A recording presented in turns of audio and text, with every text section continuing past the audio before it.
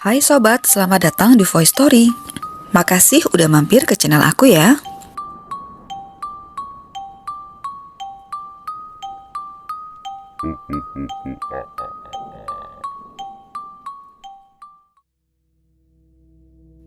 Pos horor kali ini akan mengajak kalian untuk menelusur kisah-kisah mistis dari Provinsi Sumatera Barat. Kali ini kita akan membahas salah satu sosok astral yang termasuk sosok urban legend di Tanah Minang ini. Juga cuplikan cerita dari orang yang punya pengalaman pernah bersinggungan dengannya. Apa itu? Mari ikut aku menelusur ceritanya.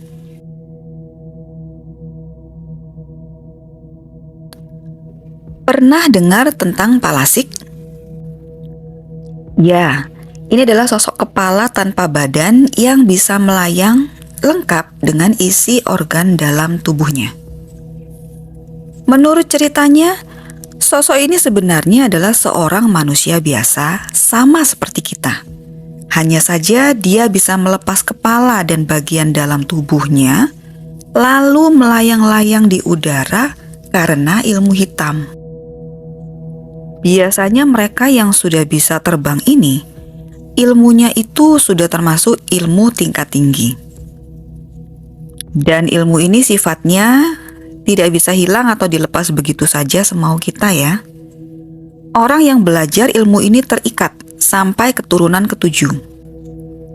Dipercaya nanti baru akan bisa dilepas setelah keturunan ketujuh itu musnah. Apa ada ciri khusus dari orang-orang yang mempraktekkan ilmu ini? Yang bisa kita lihat secara kasat mata, supaya kita bisa tahu kalau orang itu adalah seorang Palasik? Ternyata ada. Ciri khas dari manusia Palasik ini adalah tidak punya cekungan di antara bibir dan hidung. Tahu kan maksudnya? Di antara bibir dan hidung manusia itu kan ada cekungan. Normalnya seperti itu. Tempat di mana kumis biasanya tumbuh itu loh. Nah, bagian itulah yang ternyata tidak dipunyai oleh manusia Palasik ini. Menurut ceritanya. Satu hal yang biasanya bikin keberadaan Palasik ini meresahkan adalah makanan mereka. Selain tentu saja alasan mana enak sih tinggal bersama-sama dengan manusia yang tidak menyembah Tuhan atau istilahnya musyrik. Makanan manusia Palasik ini adalah bayi, balita, darah nifas, juga gumpalan-gumpalan darah yang keluar dari wanita yang baru saja melahirkan. Bayi yang diincar mereka juga beragam. Ada yang sudah lahir, masih dalam kandungan, masih hidup, ataupun sudah mati. Semua jadi incaran manusia Palasik sebagai syarat utama dalam laku hitam yang dijalani mereka. Itu sebabnya manusia Palasik ini biasanya kalau mencari tempat tinggal itu di tempat atau daerah yang masih percaya dengan adanya jasa dukun beranak. Atau kalaupun di perkotaan, mereka akan mencari tempat di mana ada banyak calon-calon ibu di situ. Jadi mereka rela tinggal pindah-pindah tidak jelas demi supaya tetap bisa makan.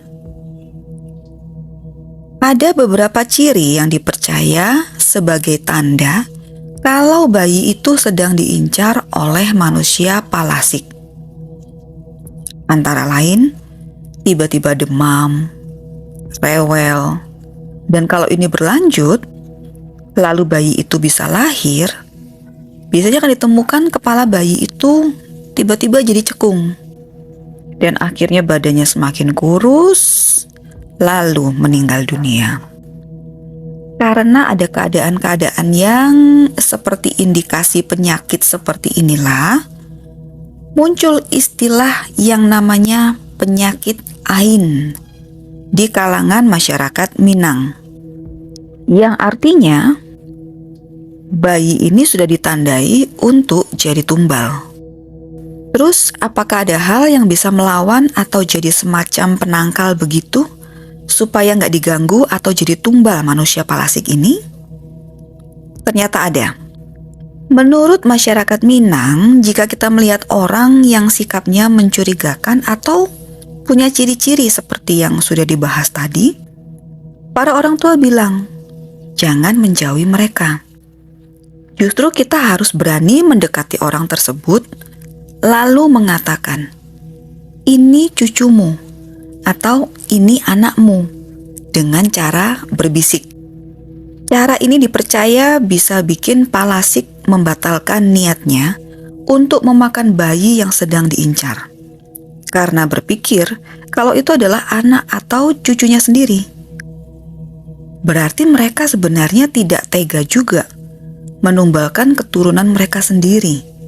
Kira-kira begitu kali ya? Coba, kalian yang tahu tulis komentar di bawah. Hanya saja masalahnya, berani atau enggak kita mendekati orang itu? Iya, kalau beneran dia itu manusia palasik. Kalau enggak kan bisa jadi panjang urusan nantinya. Ya, dipastikan dulu kali ya. Apakah ilmu hitam palasik ini memang nyata? Ada sih yang menolak untuk percaya, tapi ada juga yang menceritakan tentang pengalamannya bertetangga dengan keturunan manusia palasik ini. Begini ceritanya. Orang yang punya pengalaman ini menceritakan punya tetangga yang sikapnya agak mencurigakan.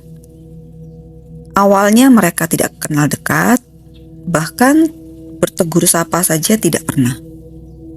Tapi tiba-tiba suatu hari tetangganya ini datang berkunjung dan ngobrol akrab sekali dengannya. Orang yang menceritakan pengalaman ini posisinya sedang hamil ya.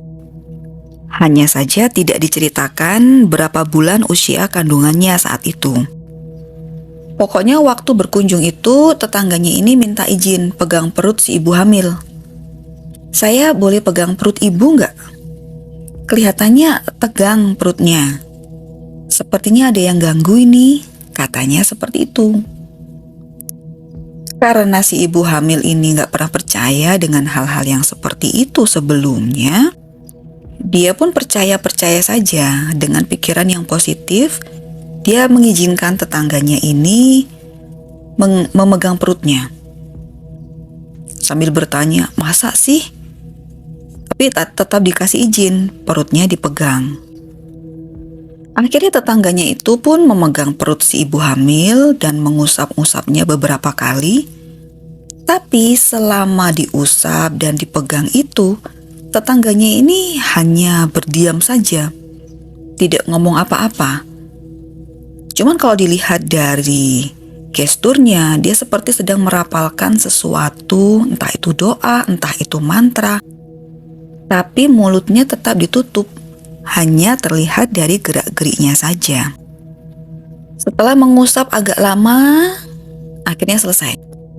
Kemudian mereka akhirnya mengobrol lagi sedikit dan tidak lama setelahnya, tetangga ini pun pulang. Si ibu hamil masih tidak curiga ya saat itu.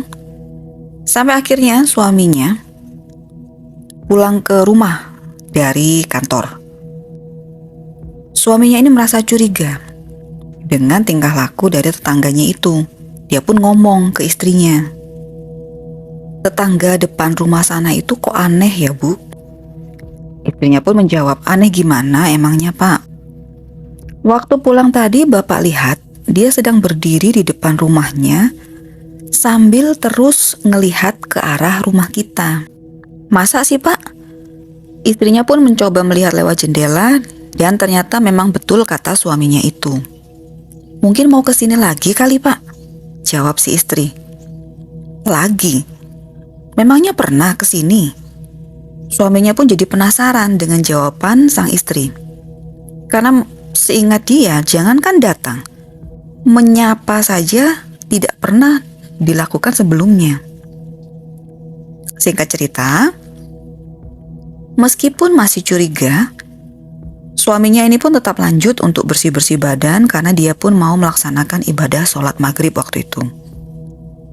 Tiba-tiba si ibu hamil ini berteriak panik dari dalam kamar. Untung suaminya sudah selesai mandi. Akhirnya suaminya pun berlari agak cepat begitu ke kamar Dan dia melihat istrinya itu sedang panik dengan posisi berdiri di depan cermin di lemari baju. "Ada apa, Bu?" tanya suaminya. "Ini loh, Pak, perut Ibu," katanya sambil menunjuk ke perutnya. Begitu dilihat, suaminya ini pun juga kaget karena perut istrinya itu terlihat ada tanda bekas hitam yang berbentuk telapak tangan, seperti mencengkeram perut istrinya yang buncit itu. "Ini kenapa, Bu?" tanya suaminya yang sekarang ikut panik. "Nggak tahu, Pak. Ibu juga baru lihat." "Apa ada yang aneh tadi?" Setelah coba mengingat-ingat, si ibu hamil ini pun akhirnya ingat dengan kejadian tadi, waktu tetangganya itu berkunjung, terus minta izin memegang perutnya. Setelah mendengar cerita dari sang istri, si suami pun akhirnya memutuskan pergi untuk menemui ustadz yang ada di kampung situ juga setelah selesai menjalankan ibadah sholatnya. Dari situlah akhirnya terungkap kalau tetangganya itu adalah keturunan manusia Palasik. Ibunya adalah pelaku ilmu hitam itu dan sekarang sudah waktunya diturunkan kepadanya. Beruntung si ibu hamil dan bayi yang dikandung ini berhasil selamat dari incaran ilmu hitam tetangganya setelah orang itu diusir oleh warga. Itu tadi cerita dan misteri Palasik dari Sumatera Barat. Tentu saja, masih ada beberapa misteri lainnya yang berkembang di sana selain cerita tentang Palasik ini. Tapi di balik semua misteri itu, Provinsi Sumatera Barat juga punya segudang hal menarik yang menjadikannya pantas untuk dikunjungi. Semua yang ada di dunia ini tidak ada yang abadi. Jadi tak perlu menjual jiwa kita pada iblis hanya untuk kesenangan sementara di dunia ini. Tetap pelihara iman pada Tuhan, sekalipun mungkin hidup yang kita jalani ini tidak mudah. Sekian dulu post horor kali ini. Jangan lupa dukung selalu Voice Story dengan like, komen, dan subscribe kalian. Sampai jumpa di Voice Story berikutnya. Bye!